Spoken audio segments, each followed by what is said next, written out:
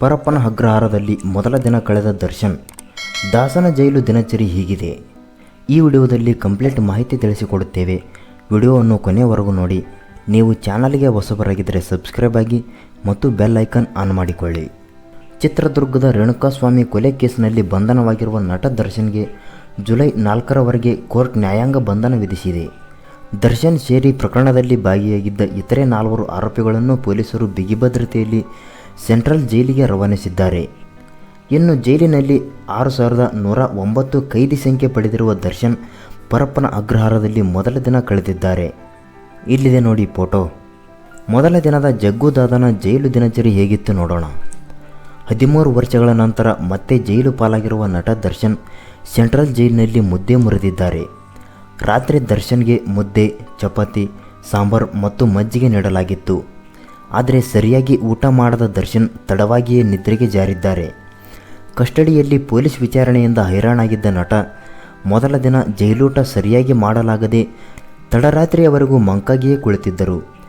ರಾತ್ರಿ 11:30 ನಂತರ ನಿದ್ದೆಗೆ ಜಾರಿದ್ದಾರೆ ಎಂಬುದಾಗಿ ಎಂದು ಜೈಲರ್ ಒಬ್ಬರು ತಿಳಿಸಿದ್ದಾರೆ. ಬೆಳಗ್ಗೆ 6:30 ವೇಳೆಗೆ ಎಚ್ಚರಗೊಂಡ ದರ್ಶನ್ ನಿತ್ಯ ಕರ್ಮ ಮುಗಿಸಿ ಸೆಲ್ನಲ್ಲಿ ಕುಳಿತಿದ್ದಾರೆ. ದರ್ಶನ್ ಇರುವ ಅದೇ ಸೆಲ್ನಲ್ಲಿ ಸಹ ಕೈದಿ ವಿನಯ್ ಸೆರೆವಾಸ ಅನುಭವಿಸುತ್ತಿದ್ದಾರೆ. ನಿನ್ನೆ ಅಂದರೆ ಭಾನುವಾರ ಜೈಲಿನ ಮೆನುವಿನ ಪ್ರಕಾರ ದರ್ಶನ್ಗೆ ಪಲಾವ್ ನೀಡಲಿದ್ದಾರೆ ಎಂದು ಜೈಲರ್ ಮಾಹಿತಿ ನೀಡಿದ್ದಾರೆ. ಜೈಲಿಗೆ ತೆರಳುವ ಮುನ್ನ ಆಗಿದ್ದೇನು? ಗೆಳತಿ ಪವಿತ್ರ ಗೌಡಗೆ ಅಶ್ಲೀಲ ಮೆಸೇಜ್ ಕಳಿಸಿದ್ದ ಅಂತ ಚಿತ್ರದುರ್ಗದ ರೇಣುಕಾಸ್ವಾಮಿಯನ್ನು ಶೆಡ್ನಲ್ಲಿ ಕೂಡಿ ಹಾಕಿ ಚಿತ್ರಹಿಂಸೆ ಕೊಟ್ಟು ಕೊಂದ ಕೇಸ್ನಲ್ಲಿ ದರ್ಶನ್ಗೆ 13 ದಿನ ನ್ಯಾಯಾಂಗ ಬಂಧನ ವಿಧಿಸಲಾಗಿತ್ತು. 24ನೇ ACMM ಕೋರ್ಟ್ ಜುಲೈ 4ರವರೆಗೆ ನ್ಯಾಯಾಂಗ ಬಂಧನ ವಿಧಿಸಿತು.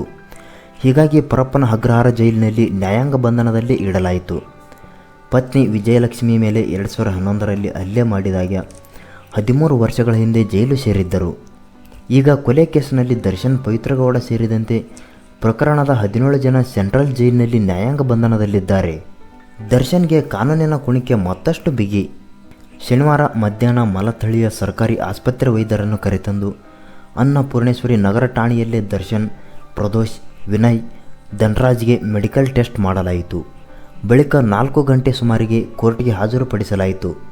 ಈ ವೇಳೆ ಎಲ್ಲ ಆರೋಪಿಗಳು ಒಟ್ಟಿಗೆ ಇದ್ದರೆ ಗಲಾಟೆ ಮಾಡಿಕೊಳ್ಳುವ, ಒಳಸಂಚು ಮಾಡುವ, ಸಾಕ್ಷ್ಯ ನಾಶ ಮಾಡುವ ಸಾಧ್ಯತೆ ಇದೆ ಅಂತ ಕೋರ್ಟ್ಗೆ ಪೊಲೀಸರು ಮನವಿ ಮಾಡಿದರು. ಇದಕ್ಕೆ ದರ್ಶನ್ ಮತ್ತು ಗ್ಯಾಂಗ್ ಪರ ವಕೀಲರು ಆಕ್ಷೇಪಿಸಿದರು. ಆದರೆ ಸೋಮವಾರ ಈ ಬಗ್ಗೆ ತೀರ್ಮಾನ ಮಾಡೋದಾಗಿ ಜಡ್ಜ್ ಹೇಳಿದರು. ಬಳಿಕ ದರ್ಶನ್ ಸೇರಿ 4 ಆರೋಪಿಗಳನ್ನು ಪೊಲೀಸರು ಬಿಗಿಭದ್ರತೆಯಲ್ಲಿ ಸೆಂಟ್ರಲ್ ಜೈಲಿಗೆ ರವಾನಿಸಿದರು. ದರ್ಶನ್ಗೆ ಕೈದಿ ನಂಬರ್ 6109 ಎಂದು ಕೊಡಲಾಗಿದೆ.